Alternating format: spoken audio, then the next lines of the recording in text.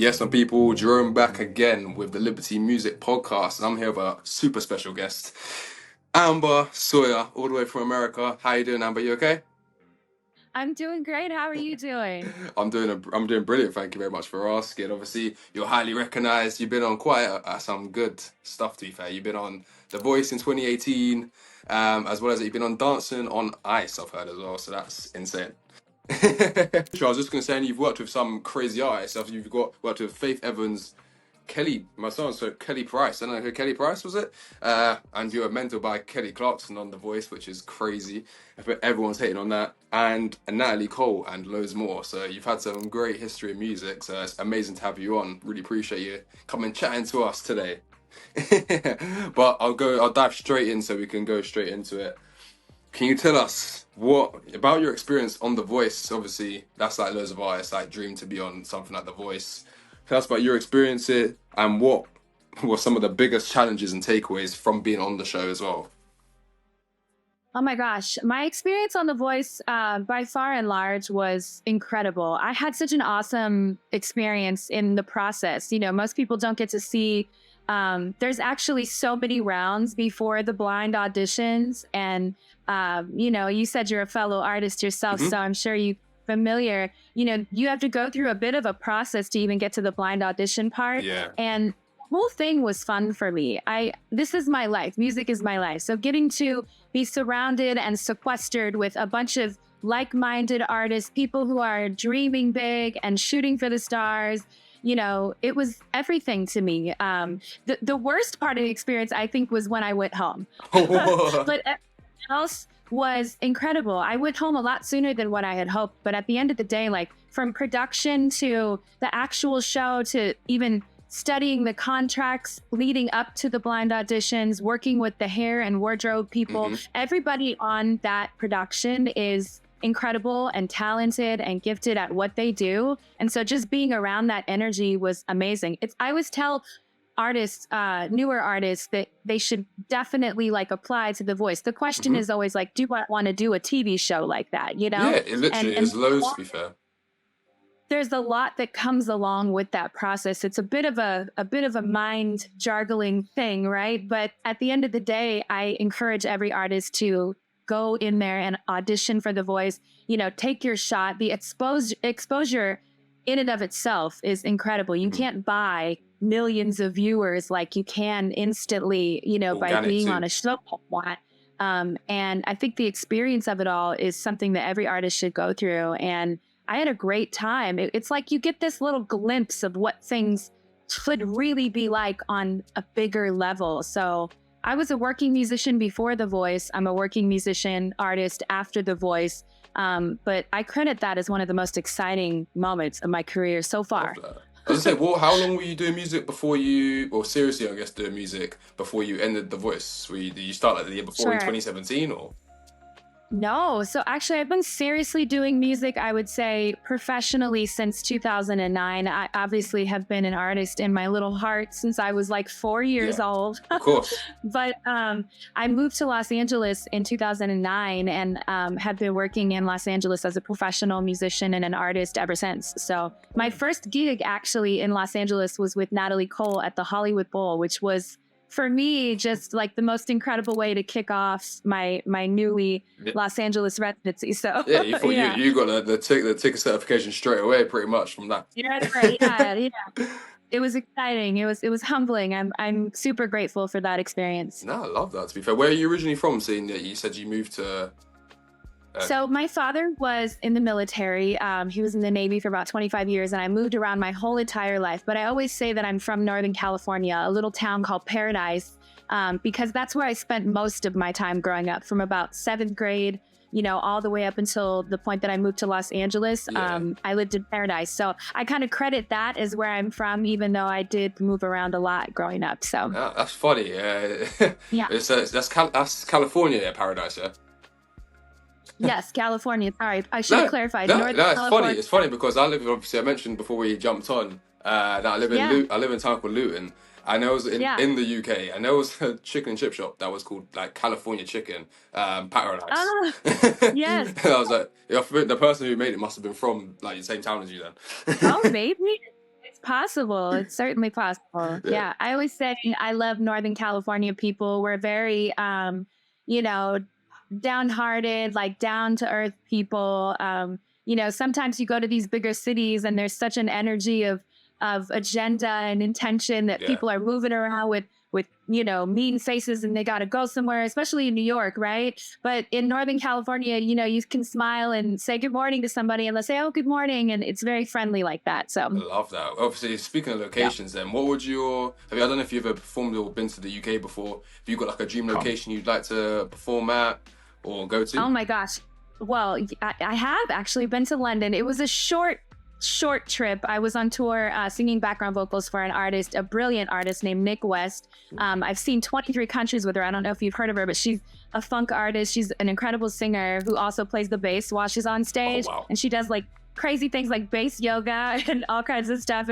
I learned so much on that, on those runs with her. And we did spend some time in London and did some shows in London. And I have to say, like, London is definitely a city that I would love to maybe go back to and visit for a longer period of time, or even maybe stay for like a residency, or maybe I could, star in the West End. And Oh, is that something you'd like to do? Like stage shows and stuff? Oh my God, I would love to do that.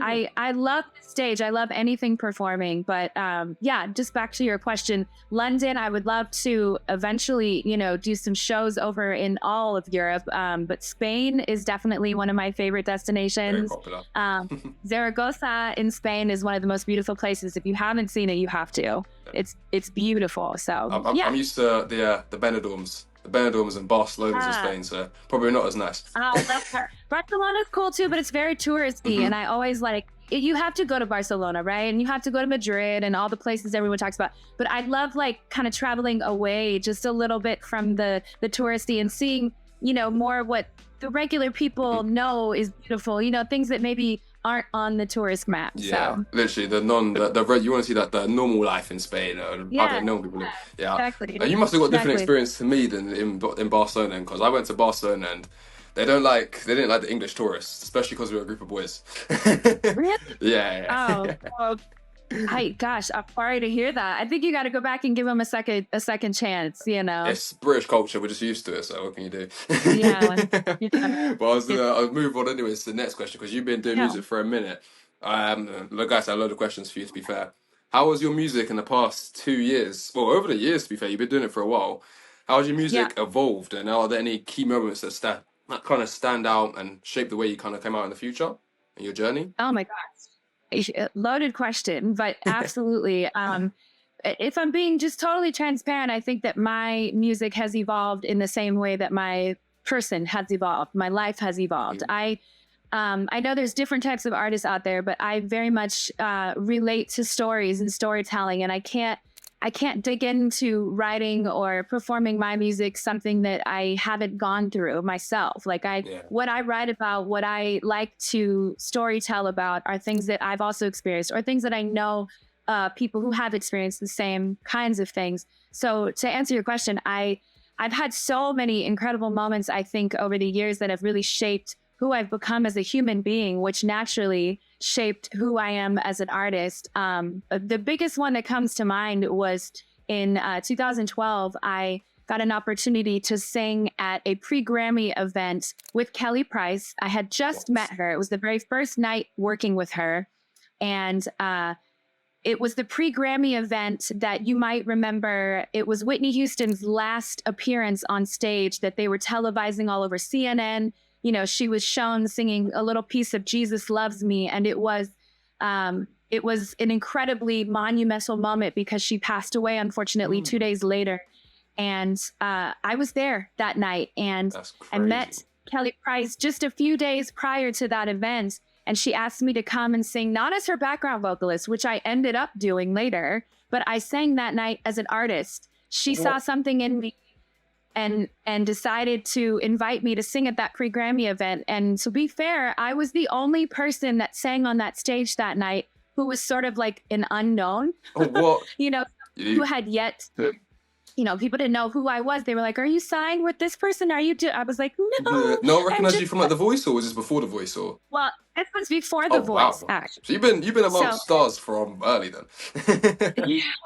And I had just met her the previous Sunday, where I was invited to sing at a church event where she attended. And so I was literally just there as like a hired singer to sing at this church with a great friend of mine, Pastor Shep Crawford, who also produced Kelly Price, Oh wow! a lot of her projects and albums, as well as Tamia Faith Evans.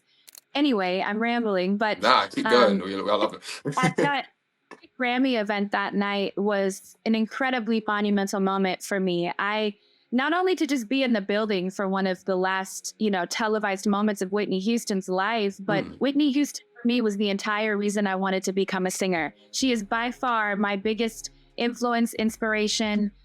From the first time I heard her and the way she tells stories, I immediately just latched onto her and just found so much inspiration in her career and her music. And so to be there that night was huge in and of itself. But actually, I don't really tell this story. I haven't actually told it before publicly, but I met her in the bathroom that night. Oh, It was Whitney a very Houston. strange. Yes.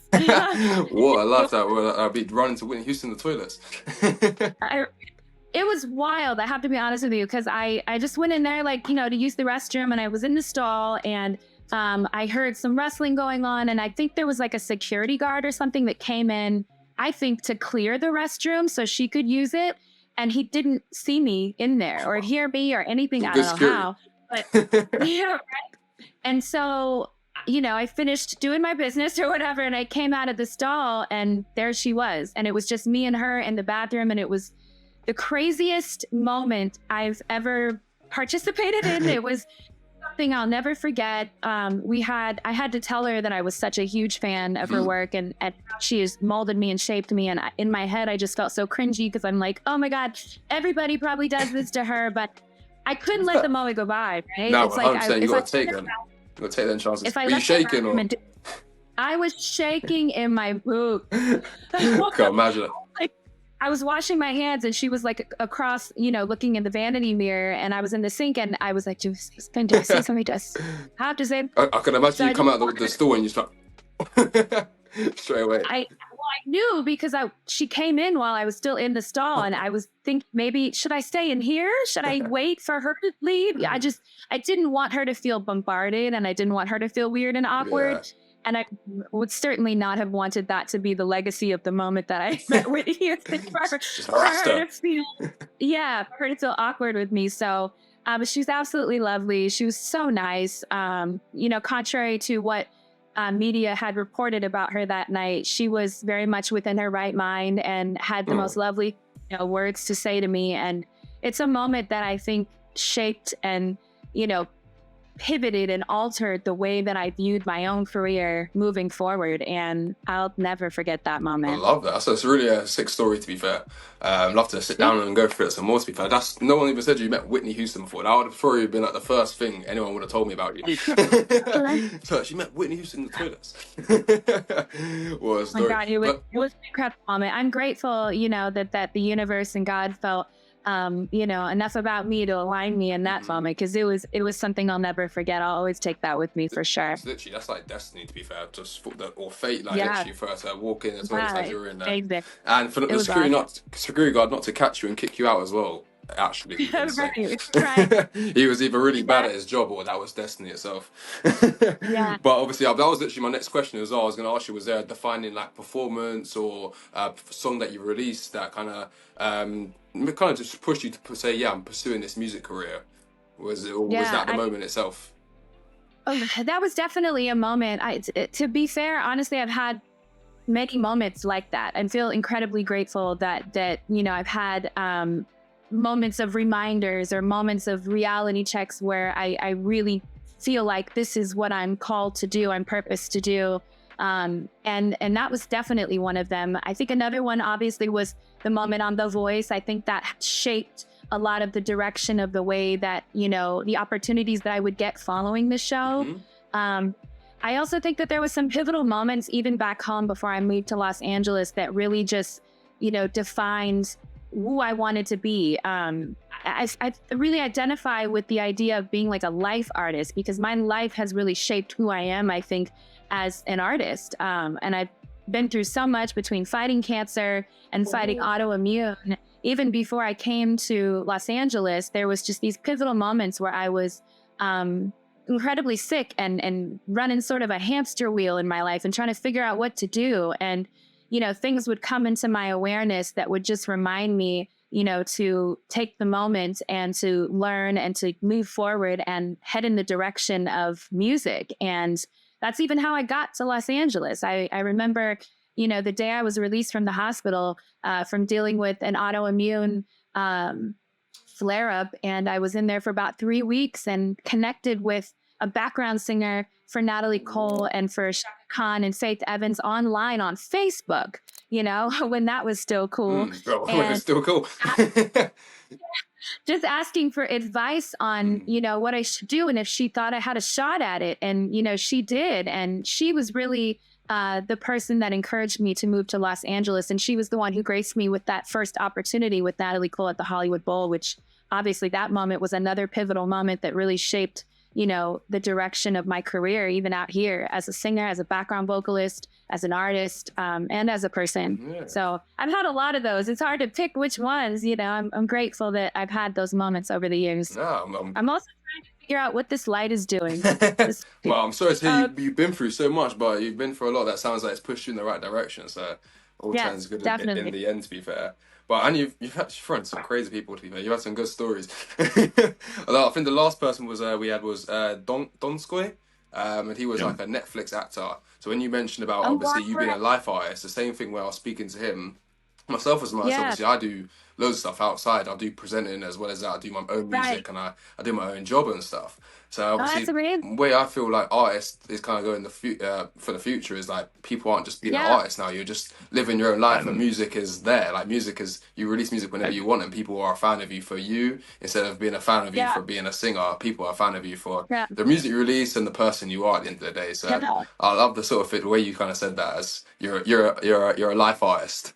I mean, I feel like, so often art really does imitate life. And I know that's a common thing, but that it couldn't be more true for me. Art does imitate life. And anybody that listens to my music or even watches my visuals or, gets into me in any capacity that I work in, that's what they're going to get. They're very much going to get my story. They're going to get me. They're going to get life. They're going to find relatable things, to me, because at the end of the day, we are all human beings. We're all trying to figure it out.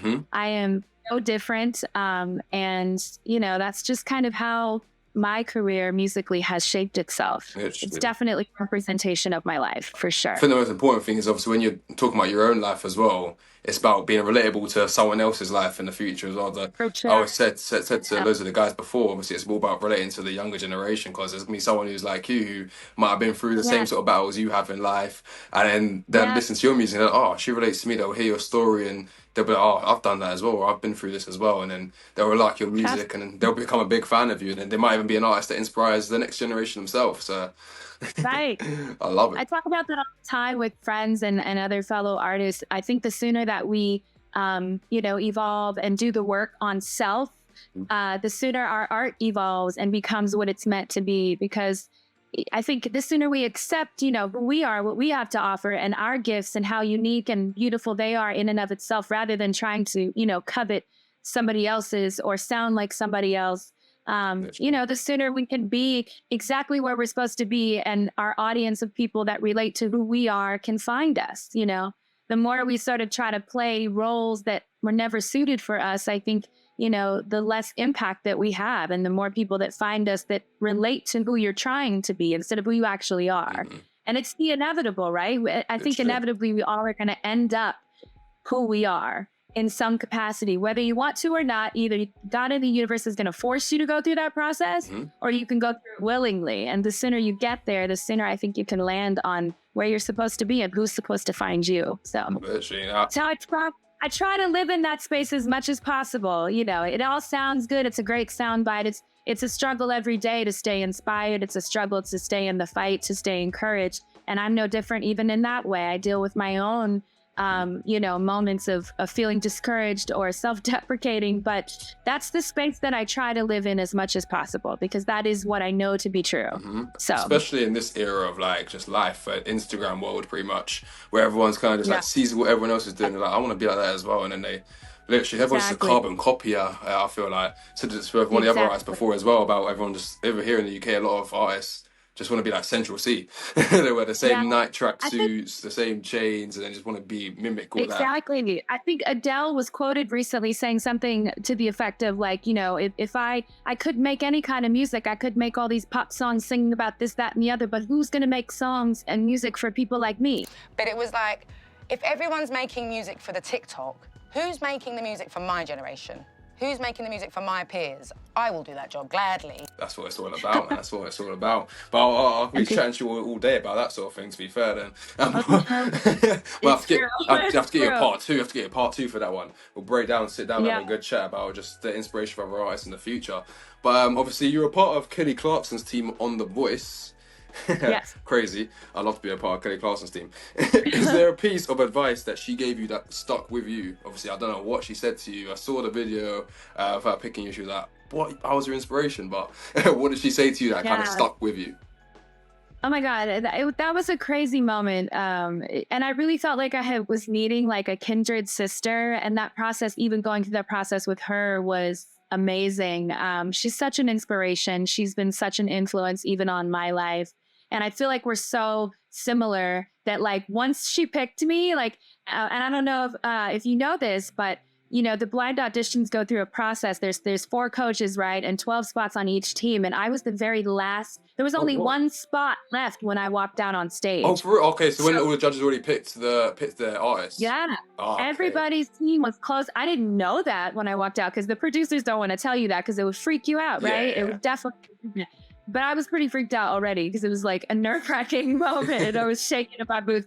But when I walked out on stage, there was only one spot left on anyone's team that I could have. So when she turned around for me, and then it was like this instant connection, and I just felt like I had met like my sister. She's everything she puts herself out there to be. And from the moment that we connected, she inspired me and told me, be fearless, don't give up, keep going. Like, you're incredible. I think we related so much to each other's journey. To be fair, I saw you and I thought you'd relate to Kelly Clarkson, to be fair. I don't know why. Yeah.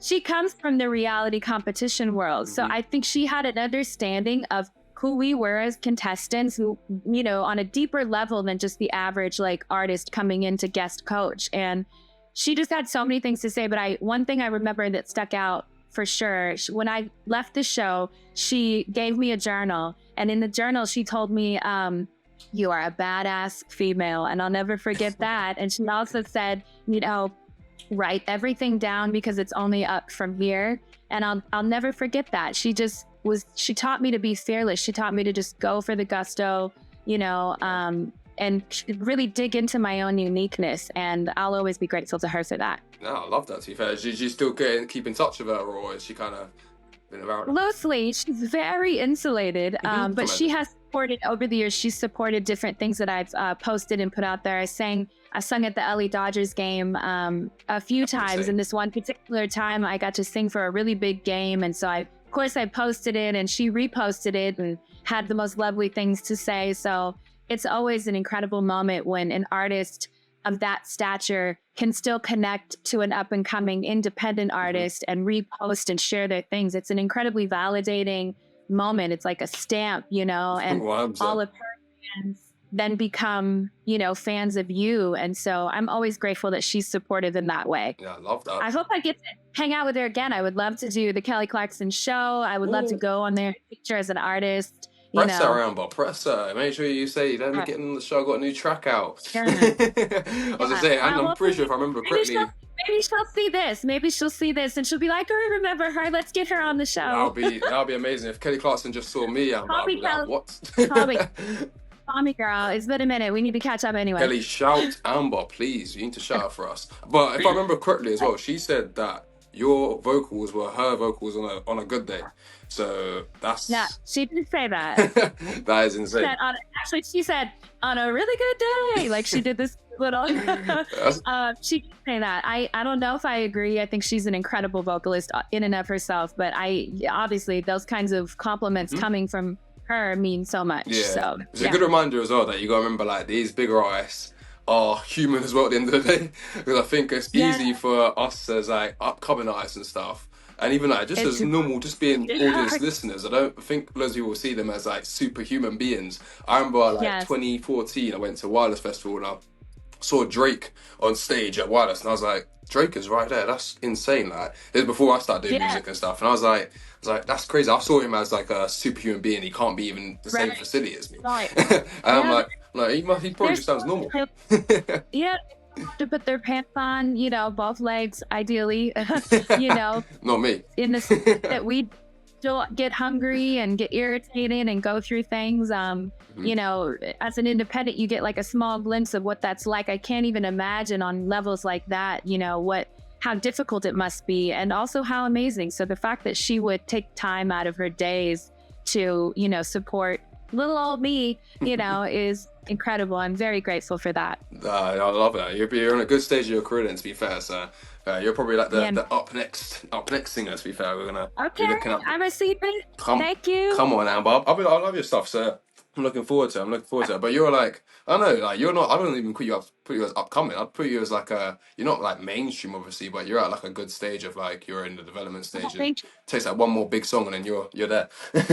I really appreciate that. You know, that means a lot. I hope so. You know, anyone could hope, anyone could dream. I just try to be me. I don't really know any other way to be but myself. And, you know, if people get with it, that's amazing. So, yeah. You deserve it. You've been through a lot and you've obviously achieved a lot of stuff. So, yeah, it will come obviously at the end of the day. But we're here because I think your A&R is Henry, my guy. You're working on your newest single, Never Goes Away, I believe it's called. Yes. Yeah. Yeah. It delves into a modern realities of romance, apparently. He said, can you tell us a bit more about, obviously, the song that's coming out? And when does it come out? Well, it's out. It's been out since October 11th. The video was released on October 18th, and it just came out also on Vivo and Apple Music and Vimeo and all of those other things. You said about how the song came about? Yeah, can you tell us more about how the song came about? Yeah. Yeah, so I originally heard the song. It was a very dumbed down, different version of the song than what it is now today. And a friend of mine had played it for me, and I was like, oh man, I love this song. I want to record it. And, you know, I did that. And through the process of talking through the song and kind of making it my own, you know, we decided to release it. And it's been a really amazing ride so far. I think people are really digging the song and digging the vibe. We kind of took what was originally there and altered it and tweaked it to fit more me as an artist than the original songwriter, who's a good friend of mine. And, you know, that's kind of how it came into fruition from the moment of inception of the song. And, you know, it's just been, I'm glad that it's being received so well. The song is really about a relationship that starts beautiful, but sometimes isn't meant for you and ends up maybe not so beautiful and toxic at the end. When you just hear the audio in and of itself, it sounds like this beautiful love song about feelings that just never go away. Yeah. You know, that moment where you're like so in love and enwrapped in somebody that you just can't get them off of your mind. And the dichotomy is, for me, at least the way that I saw the visual when we were initially talking about it, was, you know, the other side of the coin when it starts that way, but then it turns toxic and it's no longer good for you. Yes. And sort of craziness that exists in that moment on that tightrope. So that's really how the song and the video came about. And I wanted to express through my art a very real situation that I went through myself. So that's how I related to it, and that's how I wanted to give it out to the world. I love that, your own personal experience, pretty much, yeah? Yeah, exactly what you're talking about. You know, unfortunately, I think I spent the first, you know, few years of my life not wanting to be that open and vulnerable, but I'm in my own evolution as a human being and accepting who I am, where I'm at, you know, and what I have to offer the world. opening the door and letting people in. And this was a very real experience that I went through. And so, that's what we're going to get. If they want to know about me, they're going to hear it in my music. I was about to say, your next project, your next album, mixtape, wherever you drop, I was going to say it should be called POV. It'd be like your point of view. That's actually a really great idea, and now I'm going to credit you for it because I'm going to go do it. You have to shout me for a feature, Amber, right? Yes, let's do it. I'm down. Come on. I can't wait to hear your music. Yeah, definitely. Check me. I've got a few different vibes. I do more like alternative drill music, so I'll send it to you after. Okay, I love that. But I'll be chatting to you all day, to be fair, so hopefully we do get that working. But I'll move into some fun questions now anyways, to get your brain a bit moving so you can start your morning, because it is the morning. It's like 9 o'clock in the morning for Amber in the USA, and then going up for 6 o'clock for me in the UK. I want my coffee right here. Yeah, you're just waking up. I'm getting ready for bed. But out of all of your performances, you've been through quite a lot. Is there any of them that stand out in particularly memorable or meaningful to you? I know the Whitney Houston one probably is the one, but as soon as you started the question, I immediately I have a wall here. You can't see it, maybe you can kind of see it in the mirror over there, but a wall of some of the most incredible things that I've gotten a chance to do. It's my little wall of things that I'm proud of, and I immediately looked at my Dancing with the Stars pass. They give us a day pass when you're working on the show, and I had the opportunity on season 32, which was last season, to sing on their Whitney Houston episode, and I got to sing One Moment in Time. And as I've already told you, Whitney is it for me, and so to be able to on national television, get the opportunity to sing one of her most influential songs that meant so much to me was such a full circle, meaningful moment for me. I'll never forget that. It was incredible, especially in today's society, to get the opportunity to honor someone like her, to honor an incredible Black woman artist who shaped the way for so many artists coming behind her. It was an opportunity I will never take for granted and always be grateful for. Love that. Congratulations on doing that. Anyways, Amber, it's an amazing achievement. Even you just meeting Whitney Houston and then being able to perform a track as well, like years later, actually, and say on Dance on Ice.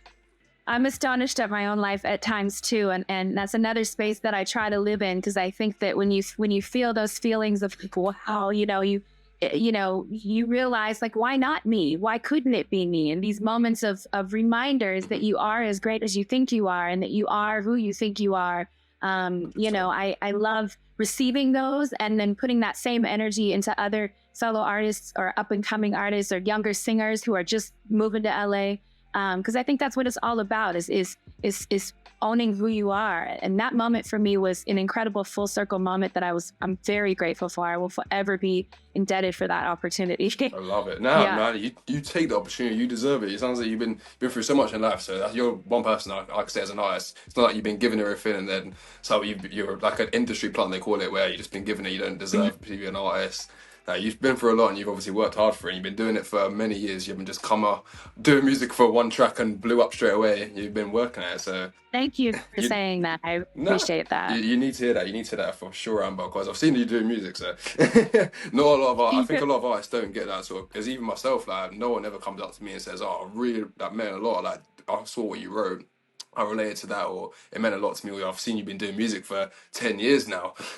So I think a lot of artists, I don't get that person who says, "No, you deserve what you're getting. Don't act like you're an upcoming artist who doesn't deserve anything, or you're just someone who's big enough to be you just want to be called like a rapper or a singer. Like, you're someone who it means to you. You're being yourself. You're doing everything authentic. So take it, own it, and grow on it, Amber, for sure."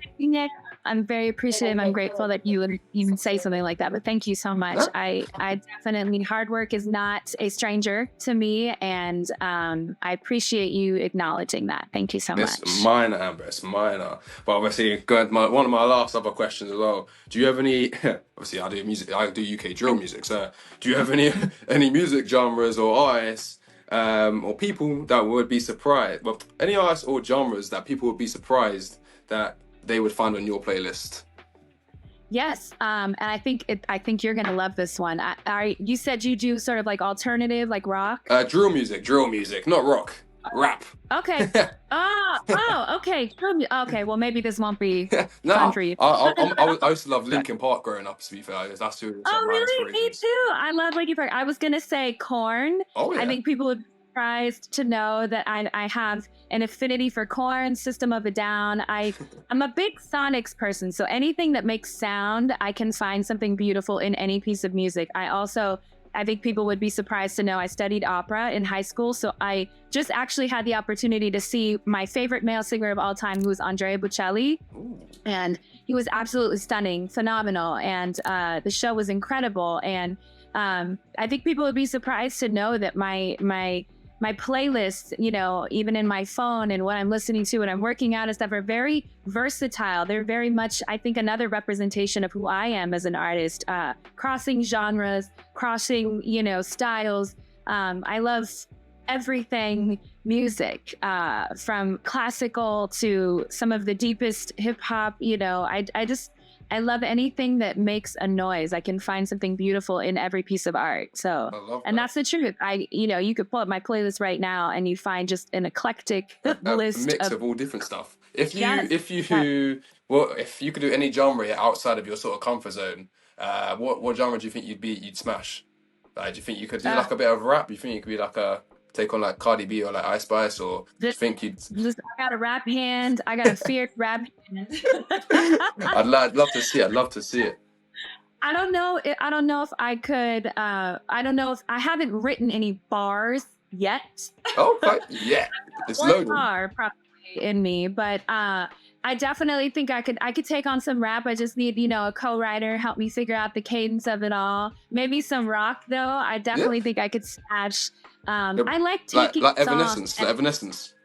yeah, like Evanescence. I also like taking songs and like flipping them and making them do something that they weren't originally doing. Hmm. When I did the voice, my blind audition song was "Shape of You" by Ed Yeah, Sheeran. loved it. But that song is like 4 chords only, and it kind of just stays here for the whole song. And so I wanted to take it and make like this arrangement of it, which I did. I totally flipped it and made it this like power, Hmm. you know, almost rocky ballad thing where it just, you know, showcased my voice, because that's the whole goal of the show, is to be impressive vocally. It was So that high one at the end that you hit, that you smashed it, and then Kelly yeah. Clarkson was like, "How did I get here?" Right. Right. Yeah. So Love that. I think any genre I would love to tackle and like maybe do a reharm and flip something and make it, you know, do something it wasn't originally intended to do. I love that. That's what all the drill rappers do these days, anyways. Is Yeah. sample one old classic tune and then put it into their track, Right. like Yeah. me. But moving on to I come. here. So excited to look your music up. Check it. It'll be one track called No Hope. Probably Climatical State. I'd shout out as well. That's a bit more of a. All Okay. my music's like bright drill. It's not like stab you up, rob you drill. It is like Okay. it is friendly drill. I do my music same way. Like I do my music to inspire people that are young black youths like me, pretty much the ones that Yeah. aren't trying to be bad boys and that. I'm doing it for the dreamers, the believers, the people that are chasing something I to make their love life that. better. Yeah, I got one. My project was called Dreams Costs. Okay. Yeah, so it costs you time, costs you money, costs you your whole life, pretty much just chasing your dreams. So It's a big sacrifice. it You lit- sacrifice a lot. People talk about that enough, like, you know, the sacrifice that comes along with being an artist and dreaming big. An artist of any kind, you know? literally all You levels. To be fair, time with your family, holidays, you know, space, just all kinds of things to try to make this thing work. Especially now when, as an artist, you have to be so many different things just to exist, to have a place for people to even, you know, be able to catch your stuff or hear it, get it on the right ears. You have to be your own marketer, your own stylist, your own PR, your own writer, your own producer. Yep. I mean, people are making records, you know, they're becoming one-stop shops from start to finish of the entire process. literally, you have to be your own so- self-efficient business. To be fair, nowadays, to be fair, Yeah.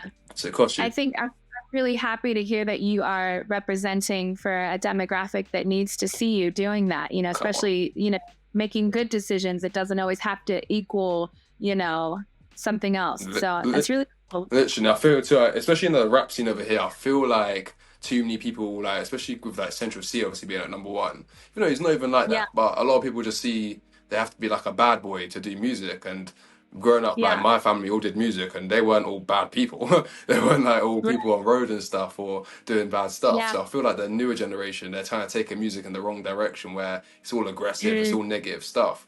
Right, it should be Yeah. just relating to people that are doing their own stuff, doing what they Yeah. want to do. Whether you're working And your just 9 to 5 job or whether you are on the streets doing bad stuff, if you do it, then talk about and relate to the kids that do it as well. right. At the end of the And day. then if you have you representing that demographic, I think that, the more you see that, I think the more people will realize that you can do different genres of music, and it doesn't have to mean that you're doing, Exactly. something negative or something not contributing to society. So 100%. yeah, I think that's great. Good for you. Appreciate it. But yeah, coming to the end as well. Yeah. Well, before I go obviously to the end, but one last fun question for you. I want to be interested. You can't say any of your artists you've mentioned before, right? Okay. Which celebrity Okay. would you want as your duet partner at a karaoke night? Okay, you said I can't say any of the artists that I said before. Yeah, no Kelly Clarkson, no Whitney Houston. Honestly, something Okay. game changing. So I don't know if you know this, but I also work in the modeling industry. I've been working as a curve model through brands like Shein, Fashion Nova, stuff like that, and a brand ambassador, Forever 21. Anyway, Go on, Amber. I would love to like karaoke with a Tyra Banks or Ashley Graham, some of the women that have paved the way, in the the model curvier girls industry. in the model industries. Yeah, for us curvy girls, they've really like opened doors for us and shown representation in a way that we haven't seen, before. So I would love to smash some karaoke with Tyra. I feel like she'd be so much fun. I feel like we would have the best time. Also, Ashley Graham, I just love everything that she stands for. So I would say either of those girls. I think we'd have a really great time together. And we could even get Kelly Clarkson in there, even though you said don't mention any other previous bring artists. Kelly, man. Bring Kelly to the party as well. She does a thing on her show called Karaoke, and I think if we could get Tyra, Ashley Graham, and Kelly Clarkson and me in a room, oh my God, it would just be pandemonium. It would be amazing. Why don't you should reach out to them, see if you can get off like one of your music videos or something. At that stage, you could probably get at least one of them to respond. Right? See, dream big, right? Dream big. You know that. Get Jay working, get her reaching out for you. Okay. Right, I'll get her on top of that right away. Literally. But obviously closing out anyways with you, Amber. It's been an amazing interview with you, to be fair. But looking back on everything you've experienced throughout your journey in the music industry, what advice would you give your younger self starting out in music? Or your younger self or any younger artists out there? Loaded question. So many things. I'd want to have a conversation over a salad or something so we could just talk. But definitely start sooner. Definitely don't care so much what people think. And people have always been in my ear, even to this day. Everyone's always in my ear. You need to do this. You should do this. You should do that. Don't listen to the chatter. Don't think so much about what other people are going to think about what you're doing. Start sooner. Start with what you have. Learn everything that you can. And don't be afraid to be yourself. I think there was a period of time that I didn't know who I was. And even in that discovery process, wasn't sure if I was ready to own whoever that was, and I'm so not that anymore. Like I am exactly who I was meant to be. I'm exactly where I'm supposed to be when I'm there. And I'm so clear on who I am and like what I stand for. And I wish I would have owned that sooner. So I would tell myself, in a nutshell, to start your work sooner. Start your work on yourself sooner, and just block out the noise and value your own opinion and listen to your instincts. Is that enough? I feel like that's a lot. No. That's why I said I need to have a whole sit-down conversation with young Amber. Young Burr used to hear me. Over at Olive Garden and that, Exactly. You are my people. I think you are my people because you said Olive Garden. It's literally like my favorite place to go to just sit and like eat and have a conversation. The chicken gnocchi soup specifically, I don't know if it's pronounced nochi or gnocchi, is my jam. Oh, I was gonna say when I next go to America, I need to go to Olive Garden and steal one of the cheese graters. Yes. One of them cheese graters. I need that. My family live in Houston, so I'm very. Oh, okay. Yeah. I've worked in Kroger, Best Buy myself, so I know what it's like being in America. You may become in like 5 years because right now having a hectic time and it's a little crazy over here. And, it's not the greatest country to to come visit right now. When is it not crazy in America? Let me ask you that. To Okay. be fair, we got No, you make a great point. But right now, specifically, put a Cheeto in the White House. So, my siblings live out there, so I need to go see them. That's their daily life. They're Houston, like they come from Luton, but they moved there when they were young, so they are Americanized now. do they still accent even though they've been here for a while? They're fully No? American. They sound Okay. like you. They literally sound like you. Really? Yeah. And I have a question for you. So do you think, is it true that you guys believe that Americans have an accent? You do have an accent. You have an American accent. But it feels like we're talking regular, normal, and that you have an accent, but you feel like we have an accent. Yeah, literally. Well, it's funny because when I went to Houston, they literally, when I was speaking to them like out there, they were acting like I wasn't speaking English at all. They were like, I remember one particular thing I worked at Kroger. And one of the girls that worked there, she was asking me, she's like, "Oh, do you want anything like a drink?" And I was like, "Oh yeah, can I get water?" And the way I say water, no tea. So she was just looking at me like, what? And she looked at one of my colleagues and he was like looking at her like, what? And I was thinking, why did not understand? I was like, a water. Like, they were like looking at me, what is this? And I was like, it's a water. And they're like, oh, water. And I was like, bro, it ain't got a D in it. So where did you get the water from? But it was wait, so you can do an American accent then? Oh yeah, if I want to, I'll pick and choose. Let me hear it. Huh? I want to hear it. I'll try and do this one. This next question in American, all right? What are your goals for your music? What's your music career, and are there any upcoming projects you're particularly excited about? What was that? Was that more of a Cali accent? To be fair, that was more of a California. No, that was pretty good. That was pretty. So should I answer in a British accent? Nah, don't do that. Don't do it to yourself, Amber. Don't do it. But we don't have a British accent though. You got like if you come to the UK, yeah, you need to learn that we got London accent, you got a Birmingham accent, you got Scouse accent, you got Geordie accent. There's literally like 7 different accents all around the UK. Oh, that's crazy. Yeah. So there's also different like dialects within all of that. Yeah. You need to. I thought of like all the same. Like if you're from the UK, it kind of all. I know I've heard of like a Cockney version. That's like you guys would assume it's the old school posh sort of Harry Potter. That's what you guys all assume. The Harry Potter. All them ones like, but. Probably, if you look at, just Google like UK accents, you just find the Scouse accent. That'll be your favorite. That'll be your favorite. But Scouse, it's my favorite. Some people. No, to answer your question, actually, I like that. You're an actor as well. Which dialect would this one fall under? I feel like it's very proper. That's so Queen I don't English. know. Definitely Queen English. Queen English. Yeah. I liked it. Anything Queen, you can add to my name. I like it. It makes sense to me. Go on, it resonates. We'll do if you come to the UK again. We'll try and do. We have to do like a vlog or something. I can take you Buckingham Palace and that. Oh, that'd be amazing. I actually have seen Buckingham Palace. We were able to see a couple of different things, but it was very quick and there wasn't anything going on that day. So it was kind of like, okay. But it was beautiful. Yeah, it's nice to look at, but there's nothing ever going on. Well, and it was cool to see the, are they officers or I'm not sure what they're called. The security guys in the red jackets and the big hats. Yeah. They don't speak. It was cool to see them in person. They're very stoic. They're serious about their job. They're doing it. They're doing their job, man. They're making good money, I think. Was protected as she should. Yeah.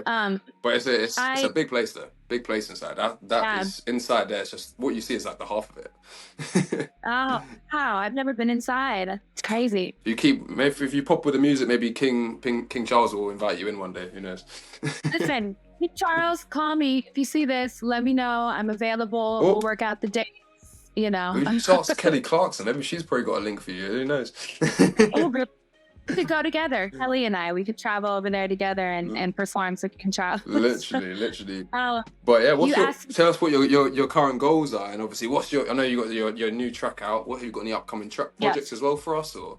Yes, I'm dropping another single here in a few days called November. I'm very excited about that. It's really another full circle part of release music and releasing, a healing process for me about same situation that I talked about and never goes away.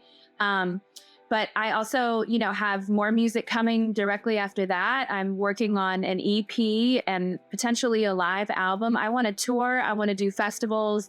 I want to go overseas. I know that there are people out there that are ready for this music and ready for what I have to offer. So I'm excited to just, you know, play for big music festivals and different events. I want to win a Grammy, of course. That's always going to be like, you know, lulling in the background. Even to just be nominated for one, I would love to get that experience.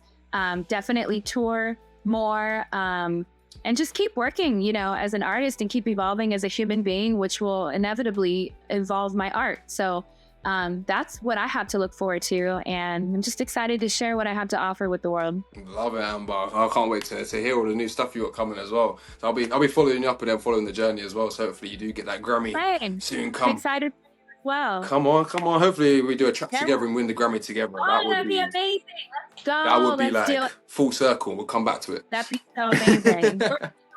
We're going to manifest that's going to happen now, because we have so much technology. There's no reason why we can't make that work. No, and I haven't even heard your music, but just the energy that you give, I appreciate it. I feel like I'm in the same safe space, you know, as someone who is like-minded. So I think we should just do it. Let's just set our intention to do it. I've got a track with one of my artists. He's literally a close friend of mine now as well, Jockstar. Shout him out. Literally, we got a track called D&D, and he's in South Africa. We recorded it remotely, done everything remote. So it's never an issue if you're in a different country and stuff, ever, especially in this modern era. But we'll get involved and we'll just make it a big thing. 100. I'm gonna follow you, shout you on Insta anyways as well after this. We'll keep in touch anyways. But tell us, Amber, before I do leave you, because I've been chatting to you pretty much all day. It's been a whole hour, so this has been a good interview for sure. Literally. So obviously, tell us, where can we find your new music? Tell us your socials and everything.